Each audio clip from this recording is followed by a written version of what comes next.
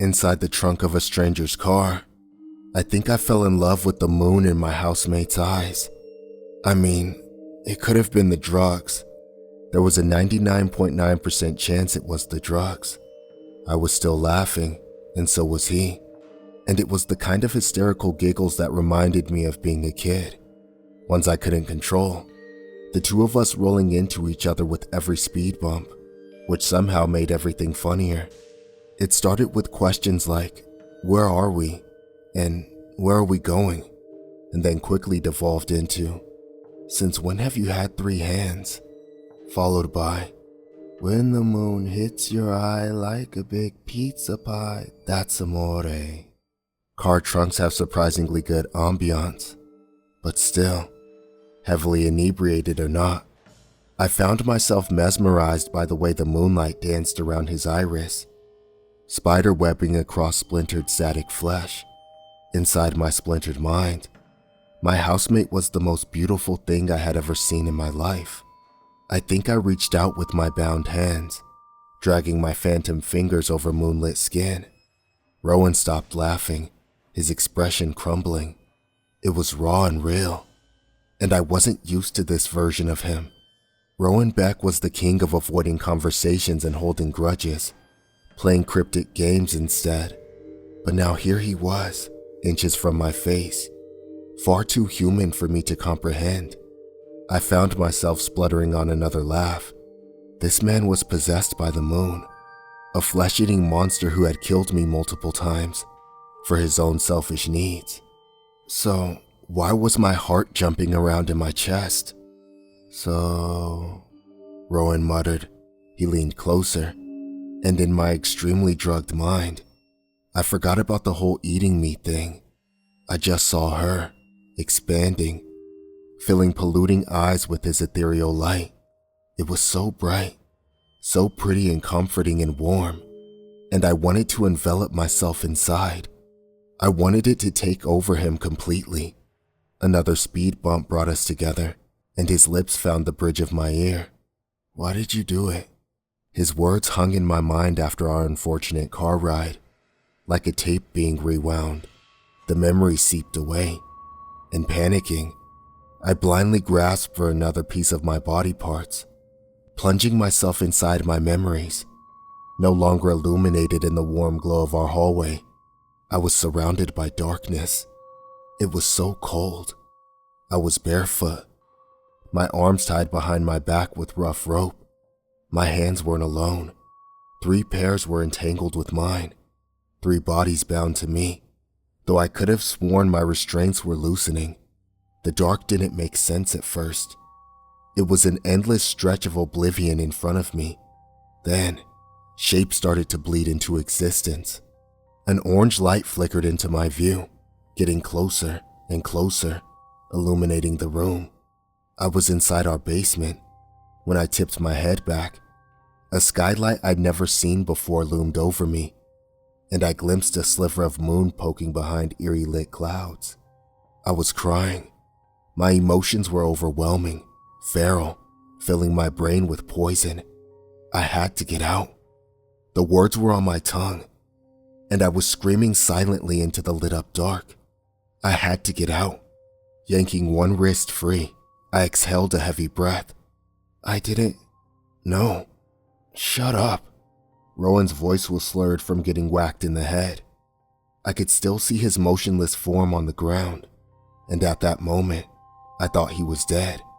Part of me wished he was dead, because then he wouldn't have to go through this. It's not your fault. He let out a shuddery laugh, leaning his head on mine.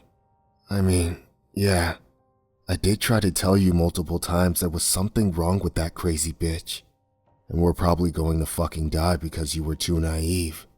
But, Rowan, Kaz spoke through his teeth, pulling at his bindings. You're making it worse.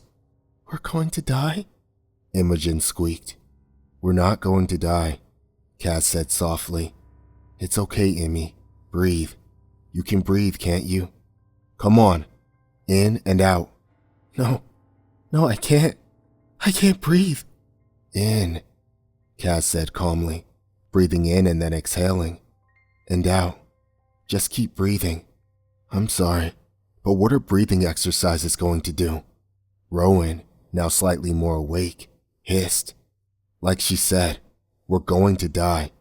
There's no sugarcoating it. No magical escape. We are going to die. That woman and her equally psycho friends are fucking nuts. Kaz didn't reply. I pulled at my loose restraints again. I can get us out of here. I managed to hiss out. What? Kaz twisted his head. How? I can get the cops. You're kidding. All I could think about was escaping or staying. Fight or flight. Dying or survival. My body hummed with adrenaline, and I lunged forward. My bare knees grazing the concrete floor, before a hand grabbed mine. His nails digging into my skin. Desperation. I felt it emanating from him because I knew he knew. Rowan knew me better than I knew myself. Don't, he said in a sharp sob. I know what you're doing, and you can't, okay? You can't run. Frustration gritted my words between my teeth. I'm getting help, I gasped out. Sure. I tried to shuffle away from him, but he wouldn't let go. There's got to be someone. No. Rowan tightened his grip, and I felt myself crumble. Part of me resented him for stopping me from running, and another part of me despised myself for even thinking about fleeing. Rowan's fingernails dug into my skin, a surprising anchor. No, you're not going to run away, like you always do. His voice was harsh and raw, like a knife plunging through my chest. Like when your parents came to visit, and you locked yourself in your room leaving us to face them. Like when you saw a spider, and forced Kaz, who was mid-job interview on Zoom, to get rid of it. Rowan, Kaz warned, his tone darkening significantly. She needs to know. Yes, but does she need to know now? Rowan sighed. Fuck, he muttered to himself, like he was going to regret his next words. Imogen was pregnant 3 months ago. A hot, suffocating sensation climbed up my throat, but before I could speak, Rowan pressed on, his bound hands finding mine, stopping me from diving to my feet. Did you even care, Nin? His hiss was bitter, more of a laugh. Or were you too wrapped up in yourself to notice your best friend throwing up every day? He was right. 3 months prior, I was embedded in classes and a group presentation. I didn't know. I managed to choke out. Rowan snorted. Yeah, because according to Imogen, every time she tried to tell you, you either brushed her off or changed the subject. You promised you'd be there for her, especially since her parents aren't. Yet you talked about your own trivial problems instead. You pushed her away and didn't even fucking care. Imogen said nothing, but I can hear the hitch in her breath, the quiet shudders of her sobs. I didn't know, Imogen, I repeated, the words tasting bitter, like barf. She didn't respond for a moment, but her clammy hands found mine, squeezing with a silent plea. Rowan fought with my hands, keeping me from tearing away from him. This is what I'm trying to tell you. You're selfish, but I don't hate you for it. You've been running away your whole life, and you even admit it's a flaw. But you've never tried to help yourself. His voice cracked, splintering apart. You're going to leave us, and I hate that I know that. I hate knowing exactly what you're thinking and what you're going to do. But for once, I'm begging you, don't think about yourself. He squeezed my hands tighter. I don't want to die, Nin, he whispered, his head flopping onto my shoulder. I'm 23 years old, at the hands of some psychotic werewolf-worshipping cult. They're not a cult, Imogen whispered. Stop saying they're a cult. You're freaking me out. Rowan shoved her. What else could they be? I don't know. Maybe it's a prank. Hilarious prank, Kaz muttered. Rowan entangled his fingers with mine.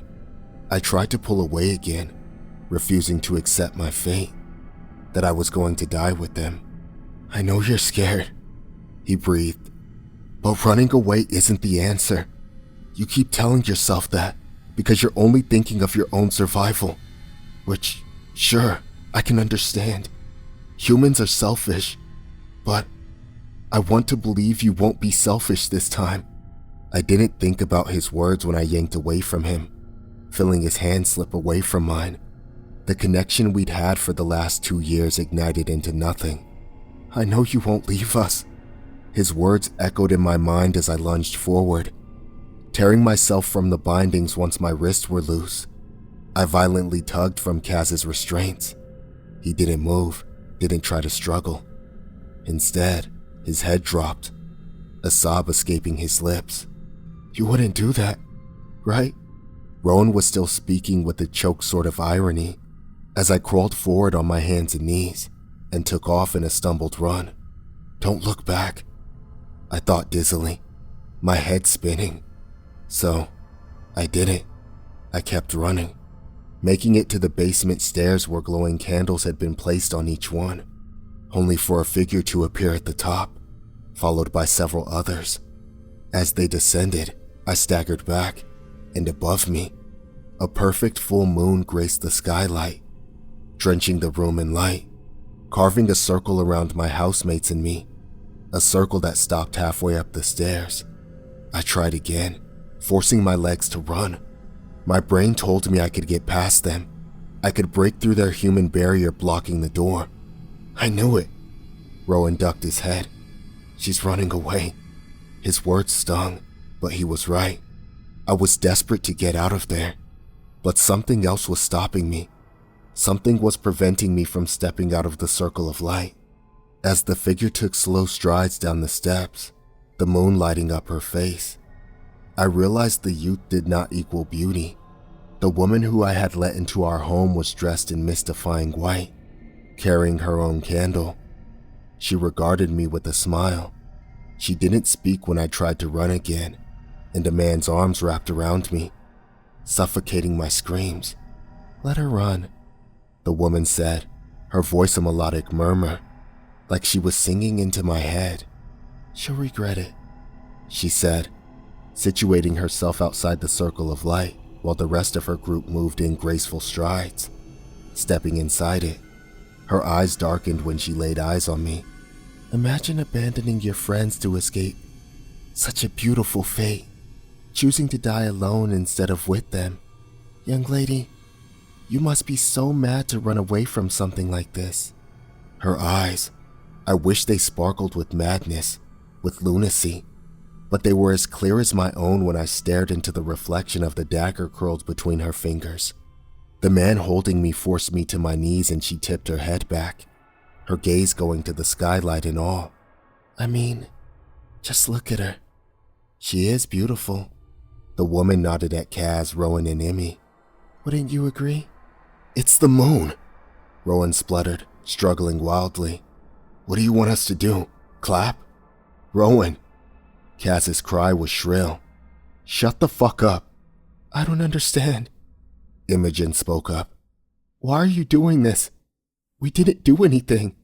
"I have $3,000 in my savings," Kaz said. "I can get you more." "Young man," the woman feigned horror. "Why on earth would we hurt you? This is a blessing, a gift." "You knocked us out and tied us up in our own basement," Rowan gritted through his teeth. "I think that qualifies as hurting." The woman sighed, her eyes trained on the skylight. She took slow strides towards them, and as she sneered, she began to speak in a soft voice, almost like a lullaby. When she situated herself behind Imogen, my heart jumped into my throat. Something burned inside me, an urge to run, to get out, but there was nowhere to go. Every time I tried to step out of the semicircle of light, it pushed me back. She pushed me forwards, and I dropped to my knees. "You may not know it now, but a time once existed, thousands of years ago, when humanity, or at least the citizens of this town, lived in the dark. They believed that if they lived through 100 days and 100 nights of darkness, she would take notice. And she did. How could she not? Her laugh chilled me to the bone. They rejected the sun for her. All it took was embracing the desire to chew on their own flesh as sustenance. A final promise to her that they were hers, and always would be. and in turn, she carved away their second skins, their outlines, granting them abilities far beyond their imagination. Some rejected their humanity completely, able to shift their skins to one of a beast. So werewolves, I heard Cass mumble to himself. Stepping behind Rowan, the woman ran her fingers through his hair, yanking his head back when he cringed away. Our outlines are what make us human, what attach us to the earth and force us to live our lives without risk. They are our terrestrial prisons, forcing us to live as the sun desires. In blinding, piercing light, the moon is bright too. Rowan spat, only for her to slap him across the face. Without terrestrial outlines? She continued, all of that stops. Without our outlines, we are no longer tethered to the ground. We can be twisted and blurred against human physics. We can be edited, rendered, copied in any way she wants. We can live without logical thought and emotions. Her beloved puppet she can use for her own gains. To her, human beings on Earth are her soldiers. Her smile dampened. Now, the town lived on with these abilities. We lived without our outlines, drowned in darkness, and her light until certain people grew greedy, wanting more from her, more power. They demanded more. Her gaze found the skylight, the ability to spread this phenomenon far and wide across the globe, even the ability to see sunlight once again and shift back to their human forms. Children were curious about what it looked like, going to extreme lengths to escape the mirror she placed, and in retaliation, she gave them what they wanted, the sun, which cursed them with their outlines once again, circling around my housemates like a shark. I could tell she was nearing the end of her story. Now, the human race is weak. The people of this town are pathetic, living in scorching sunlight, and we must return to the old ways to find our way back to her. And for that, we choose you. This time, she directed her words at the skylight before her eyes found mine. Of course, we can't use ourselves. Every generation since has been cursed with a permanent outline. Even if we wanted to sacrifice ourselves, she would never take us. Did it ever occur that maybe you're just out of your mind? Rowan shrieked, trying to dive to his feet. There's no such thing as a terrestrial outline. You're fucking demented. The woman's eyes darkened. You, however, she continued, her lips curling into a smirk. You have outlines. We should have no problem skinning them directly from your souls, and grant us her beautiful light once again. Running the blade down Cass's cheek, her eyes sparkled. Bolivia House used to be their place of solace, where they would surrender themselves under a full moon, once the bells chimed midnight, and give their outlines to her light. The clock on the mantelpiece struck midnight, almost as if on cue, and the hair on the back of my neck stood up. Do it, now, she ordered. The group beginning to circle my housemates. I used that chance to escape, but I was still trapped in the circle. By killing the first layer and perforating the soul, the outline will be forced to detach itself from the living host. Her voice was practically a moan. Only then will they show themselves. Wait, Kaz whispered, struggling violently. Please, I don't want to fucking die. His eyes found mine. Go on then. His lips curled back in disgust. Get the fuck out of here. I couldn't move. The woman's lips moved, curling into words that must have pierced Emmy's heart. I saw her plead, her frenzied eyes trying to find an escape that didn't exist. We were trapped in the circle. Imogen screamed, flailing, sobbing. She didn't stop until the woman's knife pierced the top of her head. I watched it split her skull open. Puddled moonlight illuminated bright, intense red dripping, pulling down Imogen's face. I expected her eyes to flutter shut, but they stayed open, wide and cartoonish. Her lips curved into the start of a scream which never hit the sound barrier. They must be severed. For our ancestors' greed, we will sever them. We're the woman's words in a melody. She wasn't dying. Emmy was in some middle place, lips trembling as red continued to flow, causing my housemate's trembling lips to part slightly, as if gasping. I watched rivulets of red splatter to the ground, and I couldn't comprehend why there was so much red. It was so fast. 1 minute Kaz was screaming at me to run, and then his blood splattered across the concrete floor. When the woman stepped in front of Rowan, she dragged the blade across his forehead. His eyes were frenzied and terrified. Rowan was aware that Kaz's head had gone limp on his shoulder, his body trembling with sobs. "Don't go." Rowan's whimper kept me imprisoned, paralyzed. "Please don't fucking leave me." He choked on a sob. "Not this time." The leader hummed. "You are perhaps my favorite." She chuckled, entangling her fingers in Rowan's hair. Her eyes flicked to me. "The two of you have strong feelings for each other, do you not?" Before I could respond, she laughed. "You hate this young man. You feel beneath him." She stroked the blade across Rowan's throat, and he flinched. "You, my darling, feel like a bug underneath his foot." Pressing the blade down, she dug it in, and Rowan screamed. "And you, young man, the boy who hides behind a wall." The woman held down his squirming shoulders. "You despise her for thinking she is the center of the universe. You hate that you have feelings for what you call a selfish, entitled childish brat." To my confusion, she handed me the knife. "In that case, why don't you do my job for me?" Rowan let out a strangled sob when I dared meet his gaze. The word no was suddenly violently pushed from my throat. Moonlight struck, taking me off guard, turning my brain to mush. It seeped into my blood, fashioning my lips into a dreamy smile. She was right. I resented him for being better than me at everything. I hated his pretentious big shot attitude, that he couldn't take anything seriously. I hated the way he looked at me sometimes, like I was beneath him. "Selfish," she sang inside my head, and my lips moved, my fingers grasping around the knife. I sang along, slashing Rowan's chest. I relished in the seeping, pulling red gushing out. Entitled. I plunged the blade through his skull, deep enough to reach his brain, twisting the blade until he was screeching, wallowing, begging for death.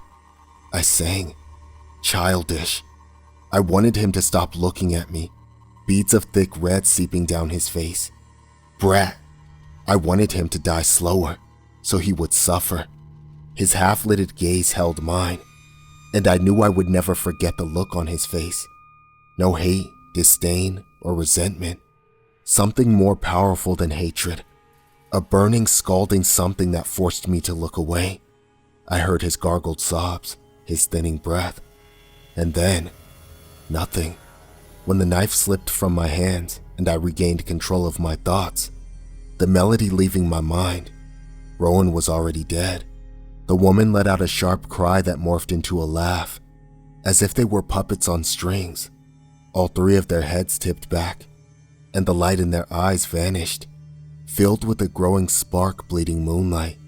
Kaz's lifeless eyes blinked before his head drooped, followed by Imogen. Rowan. I think he was clinging on, blinking rapidly, fighting it, before she broke through completely, bleeding into his iris. Moonlight expanded across the room once again, this time catching every surface, drenching every face, before slowly moving away, leaving us once again in flickering candlelight. I waited for them to move, but the red had stopped. Imogen's head fell limp, Rowan's resting on Kaz's shoulder. There was a moment when I thought I was going to laugh, hysterical bubbles creeping up my throat. I felt myself hit the ground, crawling toward them before I was yanked back. There was so much blood, slick on my palms and tainting my fingers. I was covered in them. I lifted my head, my throat raw with a strangled cry before I caught sudden movement.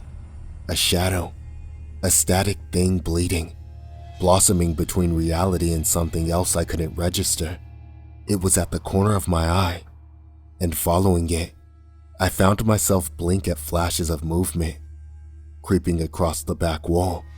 It was a shadow, a silhouette mimicking a human figure. 3 of them.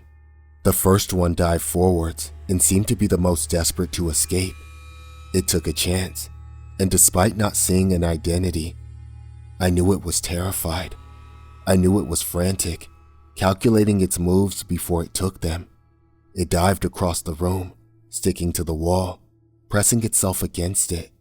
But before it could make it up the stairs, the man who had wrapped his arms around me whipped out a hand, grabbed the thing by its slender neck, and slit its throat.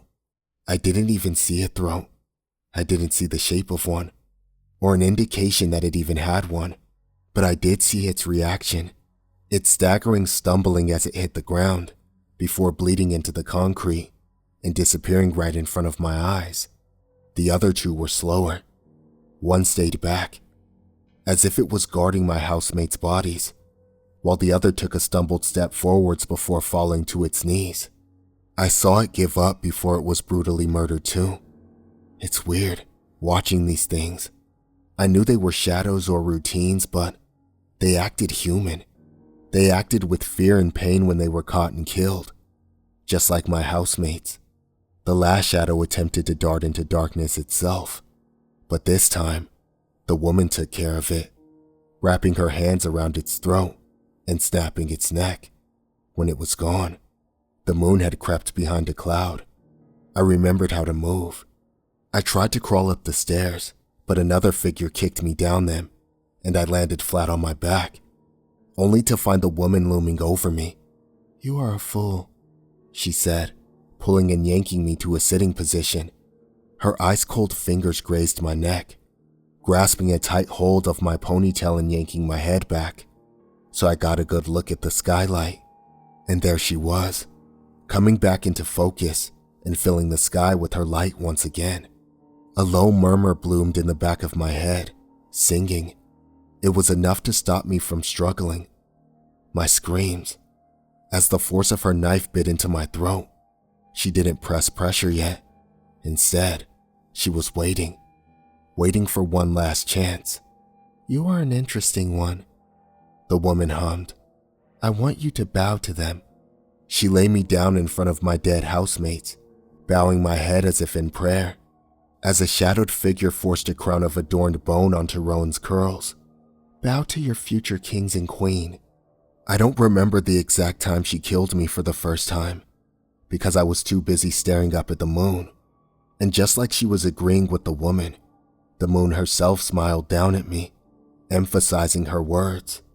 Then, I was aware of something sharp cutting across my throat. It felt like a zipper. When I was a kid, I had a sweater with a zipper my mom had brought home from a thrift store. I used to zip it all the way up until it was around my neck, and my mom yelled at me thinking I was going to choke myself. That memory was some kind of sweet, as I felt my body go limp. I felt warm wetness drip down my skin. Not enough to kill me. Karma for abandoning them. Curled up on the ground, I choked on my own breaths, trying and failing to suck oxygen into my lungs. Once again, I swore I detected movement through my own flickering lashes. I saw it bleed into existence, a static outline, a shadow which upon realizing itself, stared down at its blurry hands before diving to its feet. I don't think they were expecting my outline. I watched the thing flatten itself against the wall before creeping into the dark. I was waiting for it to reappear, or the thing to end up with the same fate as the others. The knife bit in again, just as something moved in the corner of my eye, a twitching head, and this time, it was the closing blow. That was the very first time I died, and the first time I came back, both of which I cannot remember, but the pieces of me inside Rowan's freezer did. When I came to, I was slick with sweat, still cramped inside Rowan's freezer. I only had to slightly move for them to start pounding on the lid. 2 hours later, I finally heard my housemates leave the closet. Once I was sure they were gone, I climbed out of the freezer, risking a peek through the gap in the door. I was met with that same light, They had torn down the protection on Kaz's window, and the room was swimming in it. Every surface, every corner bleeding in that eerie glow. Despite the moon's lumen, her light filling every crevice and corner. None of my housemates had shadows. Kaz paced, chewing on something. Imogen curled up on the floor, hidden behind her blonde hair. Rowan knelt in the puddled moonlight, head tipped back, eyes closed. I think she was singing to him, numbing his mind of all the pain that he wanted to stop. Exhausted, I passed out when they eventually left the room. When I opened my eyes, I was in my own bed. There was a figure hanging over me, and I panicked, crawling back. A scream choked in my throat, but when I gathered myself, I was just looking at Imogen, who was no longer a mindless monster, still draped in strips of what was left of yesterday's clothes.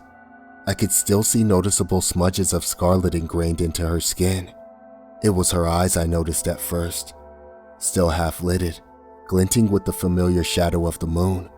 Her cheeks were still gaunt and skeletal, skin paper-thin and paling. After fashioning them into her mindless cannibalistic soldiers, the moon had made me the only thing they could eat. Imogen smiled, the skin around her mouth splintering apart, leaking moonlight. "Morning," she croaked, dragging a hand through the tangles in her hair. "Listen, I know you probably want to talk, and I know we have a lot to talk about, but there's something you should know." My housemate's lip curled. Actually, 2 things. Her hand was warm, human, and yet also hollow, like a static photograph. Her nails dug in, suddenly, and I bit back a cry. "Can we keep what happened last night between us?" she whispered. "At least for now." Imogen remembered. Well, she remembered the first half of the night before. I could only nod. What else could I say? I didn't just leave them because of my own selfishness. I watched them die. I murdered Rowan Beck in cold blood, puppeteered by a celestial light. I let Imogen take my hand, trying to ignore her stumbling feet. How she could barely walk. She pulled me out of my room and down the stairs.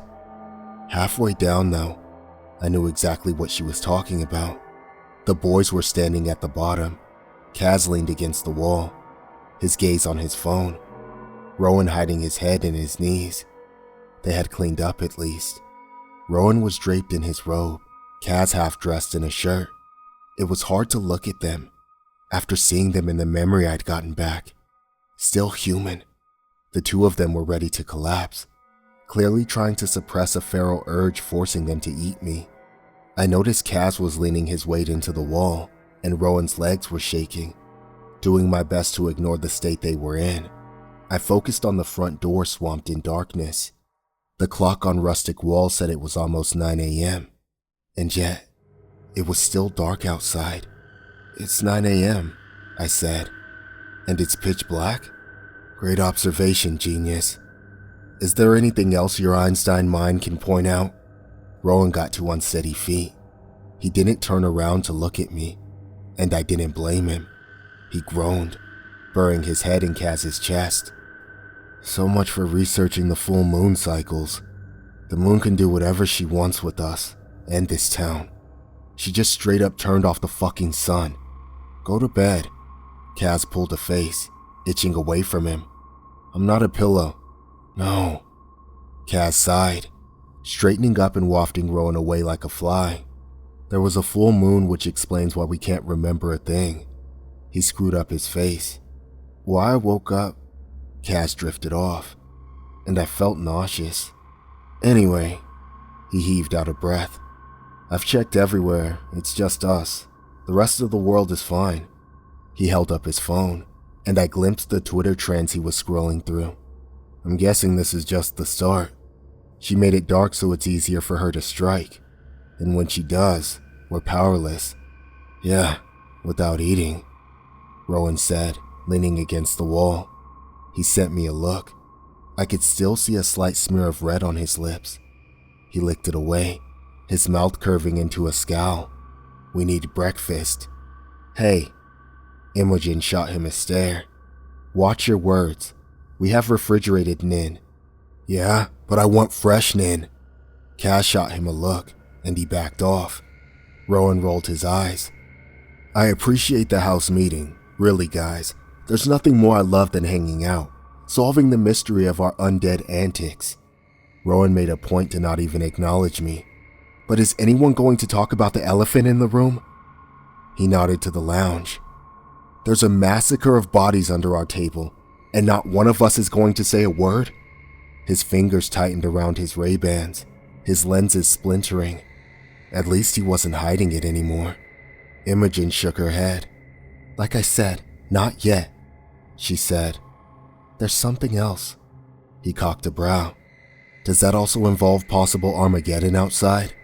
Shoving both of them, Imogen grabbed and yanked the boys upstairs, gesturing for me to follow. This time, Imogen led us into my room. It was just how I'd left it, except when I looked up, following Imogen's finger. Something was scrawled, clawed into the ceiling. Not English. Rowan stared down at his nails. Did we do that? He hissed out, diving onto my bed. Standing on his toes, he dragged his hand over the carvings, his eyes going wide. They were deep enough to leave indentions in the wall. He nodded at Kaz. Well? Jumping off my bed, Rowan winced, seemingly regretting that decision when he couldn't straighten up. What does it say? Kaz, who looked out of breath, leaning on my bed frame, shot him a scowl. Every time I looked at him, at all of them, they were deteriorating faster, but ignoring it. Ignoring their current state. You're kidding. You think I can read hieroglyphics? You're the smart one. Rowan grinned. I'm the idiot and Emmy's the princess. You studied Egyptians and shit at school, right? When I was in the 4th grade. They're not hieroglyphics, Imogen grumbled. Her lapse in mood was concerning. Well, what about the dead people? Rowan said. The smell is driving me crazy. Imogen shot me a worried glance, chewing on her nails. There's rubber gloves and trash bags in the kitchen. We can dispose of them for now. Kaz was frowning at me. And what happens when their friends come sniffing around here? I haven't figured that out yet. So, we can admit this right now then? Rowan folded his arms. The full moon sent us full Teen Wolf, and we ripped them apart. There was a pause, and all eyes fell on me. Kaz spoke first, leaning against the wall. What actually happened last night? I think I blacked out after the protection ritual, and I specifically told you not to track Nin down. He shot a pointed glare at Rowan, who resembled a kicked puppy before he broke the awkward silence with a laugh. Okay, come on, he said. She knows. Nin's known since that first night Emmy beat me at Monopoly and the moon got us. I have a vague memory of a car ride and, yes, under the influence, I may have told Nin about our eating habits. What? Imogen squeaked. But I'm dealing with it, I said, swallowing barf. Mostly. I saw the exact moment Kaz Delacruz internally lost his shit. Wait, he said. You told her? Was I supposed to not tell her? Rowan snapped back. No? That was the whole fucking point. Well, maybe she needed to know. Needed to know that we eat her to survive? The two talking over each other sounded like noise in my head. Kaz's laugh was out of character. You told her everything? Not everything. Oh, right. His tone dripped with sarcasm. If looks could kill, Rowan would be dead. So, you just happened to casually mention that we have to eat her to survive? And then complain to me that she ran away? I had never seen Kaz this mad. In a single movement, he grabbed Rowan's shoulders, slamming the boy into the wall. Are you fucking brain dead? Yes, I'm both of them. Kaz's expression faltered, but he backed off. You're an idiot. We all know I'm an idiot. Rowan's lip pricked. He straightened up, unfazed by Kaz's strength. How else were we going to tell her? Imogen looked like she was going to throw up, the skin around her eyes splintering. "No, this isn't okay," she said. "We can't expect her to, you know." She screwed up her face. "I'm sorry, but would you guys happily agree to being eaten alive?" "It's the least she could do," Rowan scoffed. "There's a reason why we're like this. We're reminded of that every time we don't eat." His voice choked up, and I was expecting it. "I got a knife through the head. We all got a knife through our head," she shrieked. "Just stop, all right? Let's think about this." "Why?" Rowan challenged. "Why are you so scared to admit that we're like this because of her? We haven't eaten, so we're being punished. And right now, I have a 1080p resolution movie screen playing my death. Look, we'll be okay if we don't eat," Kaz cut in, raking his fingernails down his face. "If we eat, we can function. Rowan, please stop fucking talking. You're giving me a migraine." Rowan nodded. "Exactly. We need to eat. As usual, Kaz is the logical one. If we don't eat, you know what she'll make us do." Imogen stepped back. "You're gross." Rowan sighed. "No, Imogen, I'm right. Poppy called me. Thank God." Looking at my phone screen, I had 8 missed calls from her. When I left the room answering the phone, her voice was sharp, piercing my ear. "Min," she squeaked. "Have you seen Sam?" I don't know what possessed me to end the call. Sam had gotten away. I'd seen him out of the corner of my eye, darting right out the front door. Then why did I feel sick to my stomach? The night before, my housemates had stuck around for most of the night, before disappearing before dawn. Something ice cold slipped down my spine. What did they do after that? Where did they go? When I headed back into my room, Emmy had retired to her room to freak out. Kaz, passively aggressively clanging around in the kitchen making bacon. Despite being vegetarian, Rowan was still frowning at the ceiling. I figured my housemates wanted to be alone, and I really wasn't looking forward to the inevitable conversation we'd be having. Now I had my memories back. When I took a step back though, he climbed back onto the bed, reached out his hand, tracing his nails across plaster. "Kings," he muttered, digging his fingernails into the indentions. "You can read that?" I blurted. He nodded. "Not well, it's all squiggly, but when I really focus on it, I can sort of read it." He pointed. "See, it reminds me a little of hiragana and katakana, but it's a cocktail of both, with added hieroglyphs. The thing that looks like a house, it says Kings, while the rest is a blur. But if I were to guess, this here," his fingers moved. "This thing, the squiggle that looks kind of like an S, I think it says crown, King's crown," I said, frowning at the syllables. Rowan's lip twitched. Crown or crowned kings would make more sense. "You can read ancient language?" His expression darkened significantly. "Yep, no thanks to you. So you are werewolves," I said, more to myself than him. "You're like the origin of them." He twisted around, his mouth curving into a smile. "Fuck, maybe we are." I found my opportunity. "Rowan?" "Nope." His tone darkened. "We're not doing this." He was so fucking stubborn. I tried again. "Can we?" His head snapped up, eyes narrowing.